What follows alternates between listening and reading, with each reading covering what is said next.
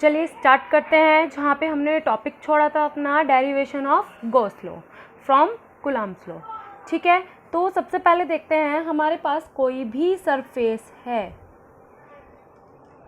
और उसमें कोई भी चार्ज है plus q at point O. Okay, तो वहाँ पे क्या है, सरफेस हमारा एस है, हमने इसका कोई पॉइंट ले लिया, हमने क्या इस पृष्ठ पर, इस सरफेस पर हमारा पॉइंट है कोई भी पी। ठीक है, तो यहाँ से क्या लिया हमने, अब क्या देखते हैं कि P से जो O की डिस्टेंस है वो आपकी R है और इसके चारों ओर का हमें क्या करना है, चारों ओर का जो एरिया है वो आपका DA है। ओके, DS ले लीजिए, DA ले लीजिए, वो एरिया पे ही डिपेंड करता है।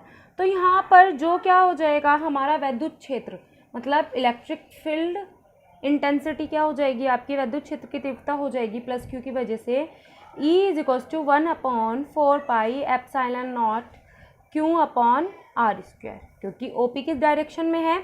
ओके, अब क्या देखते हैं, अब ये डिपेंड करेगा क्या, क्योंकि इसके साथ कौन सा एंगल बन रहा है, ये एंगल बन रहा है आपका यहाँ पे।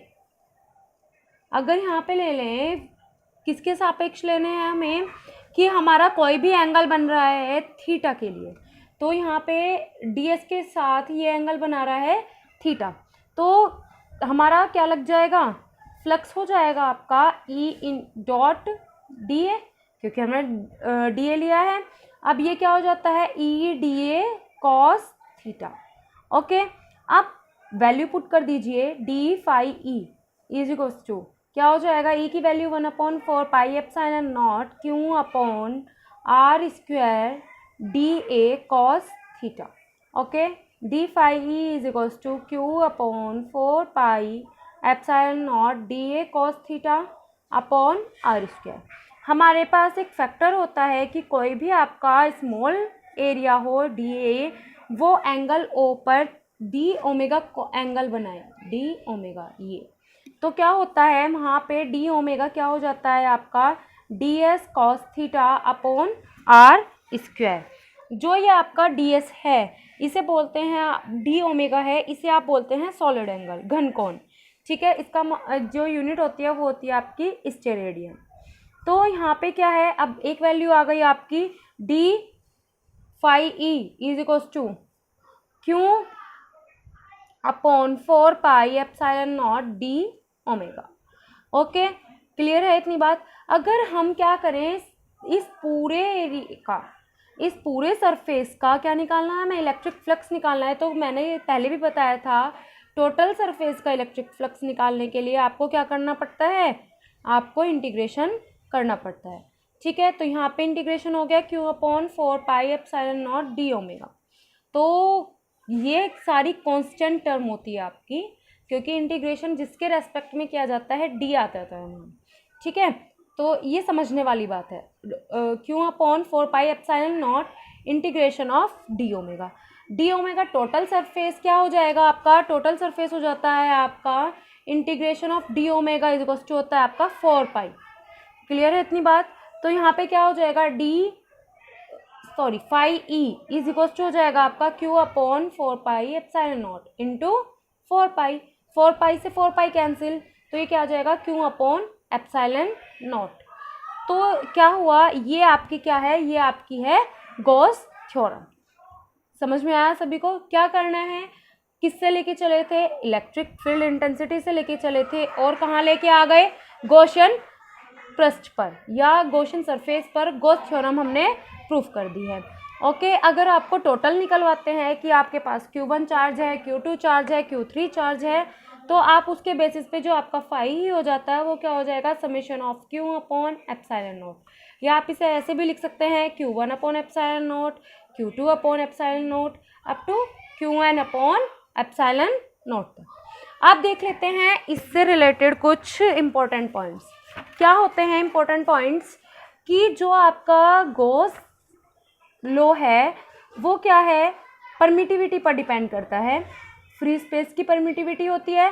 तो इसका मतलब क्या है, यहाँ पर क्या है, ये किस पर डिपेंड कर रहा है, ये डिपेंड कर रहा है आपका मीडियम पर, डिपेंड्स ऑन मीडियम। ओके, अगर आपका सेकंड पॉइंट देख लेते हैं कि कोई भी आपका क्या है क्लोज सरफेस है, तो उसका अगर टोटल उस पर जितने भी चार्ज हैं उनका टोटल सम 0 है तो उस पर कोई भी फ्लक्स वर्क नहीं करेगा if summation q is equals to 0। Okay, और गॉस जो लॉ है वो आपका केवल तभी लागू हो सकता है, तभी एप्लीकेबल होता है जब क्या हो, जब आपका इलेक्ट्रिक फील्ड हो वहाँ पे, और क्या हो, ग्रेविटेशनल फील्ड हो जाए और आपका इन्वर्स लॉ भी फॉलो हो जाए, तो उसी के लिए एप्लीकेबल होता है।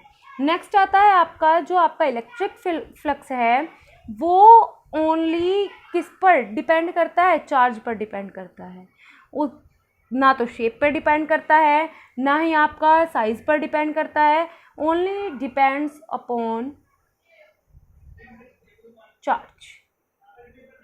ओके, तो अब नेक्स्ट बात करते हैं हम गॉसियन सरफेस की। गॉसियन सरफेस की बात करते हैं। गॉसियन सरफेस क्या है? गॉसियन सरफेस वो सरफेस है, वो क्लोज्ड सरफेस है जहाँ पे gravitational, electric and magnetic fields के फ्लक्स की आप क्या करते हैं, उनको निकालते हैं। मतलब मेजरमेंट की जाती है किस किस की, ग्रेविटेशनल फील्ड के फ्लक्स की, flux of electric field, flux of magnetic field. ठीक है, तो यहाँ पे क्या है, कुछ एग्जांपल हैं, जैसे आपका क्या है, आपका सिलेंड्रिकल शेप है, ठीक है, आपका स्फेरिकल शेप है और आपका क्यूबिक शेप है। ये सब गॉसियन सरफेस को शो करते हैं। लेकिन अगर आपका क्या है, अगर आपका सरफेस है स्क्वायरिक और आपका कोई भी क्या रेक्टेंगुलर शेप है, तो वो आपको गॉसियन सरफेस को शो नहीं करते हैं। अब देख लेते हैं इसके कुछ कैरेक्टरिस्टिक्स क्या हैं, कि इनकी जो शेप है वो सिमेट्रिकल होनी चाहिए। सिमेट्रिकल का मतलब तो सभी जानते हैं, अगर कोई भी सरफेस है उसे दो पार्ट्स में डिवाइड कर दें तो दोनों पार्ट्स क्या हों, सेम हो, तो ये आपका सिमेट्रिकल होना चाहिए। और दूसरा क्या है कि ये उस पॉइंट से पासेस होना चाहिए जहाँ पे क्या हो, इलेक्ट्रिक फील्ड निकालना हो, इलेक्ट्रिक फील्ड इंटेंसिटी आपको पता हो या निकालनी हो। ठीक है, और ये क्या होना चाहिए, क्लोज्ड होना चाहिए, ओपन नहीं होना चाहिए। अगर ओपन हुआ तो इस जगह पे आप गॉसियन सरफेस नहीं होगा और आप क्या नहीं निकाल पाएंगे, जो आपका इलेक्ट्रिक फ्लक्स है वो आप फाइंड आउट नहीं कर पाएंगे।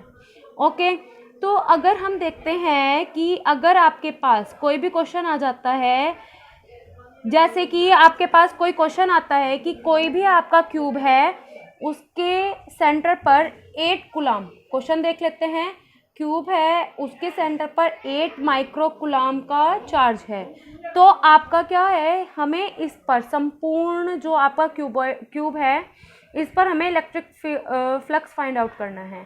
तो आपका क्या है, टोटल चार्ज गिवन है 8 माइक्रो कूलम। माइक्रो कूलम का मतलब क्या होता है, 10⁻⁻⁶, ओके, कूलम हो जाएगा।